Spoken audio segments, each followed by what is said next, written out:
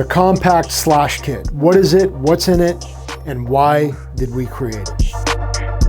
There's two primary reasons that the slash kit is one of the most important things you can carry. First and foremost, you're gonna carry this. It's small enough versus a lot of other med kits out there that are too bulky and you just don't carry them. No matter where you are, vehicle, outside of your vehicle, this is so simple to slip inside your pocket and have. The second is the fact that we have Solo T in here, which is a micro compact style of tourniquet that acts as a compression bandage. There's a lot of things going on right now, and even from my own experience, that I've watched this work to stop bleeds. That is why I carry it. It's why my wife carries it, and I have it in every single vehicle that we own because this works. This kit consists of two kinds of gauze, adhesive tape, Solo T, and even the card in here is useful for things like potential stopping a chest wound or using to pick locks. There's a lot of things that you can do with this card. That's why we kept it stiff and to give the package a little bit of structure to keep it nice and streamlined.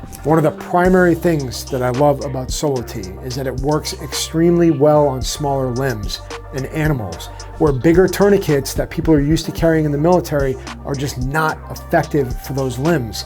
So for bigger limbs and smaller limbs and everything in between, this is one of the most effective things out there, with two gauzes, a card that can be used to lockpick, stop chest seals, adhesive, and the Solo T. It is the most compact and effective kit out there. That's why we built it. That's why I carry it every single day. I have one in every single vehicle, and I take one with me everywhere so that there is no excuses that when something happens, I have the ability to fix it. If you guys want to find out more, you can go to crusheverything.com or just Google /kit. It will most likely come up, and we are going to get into the contents and everything else in here in a separate video.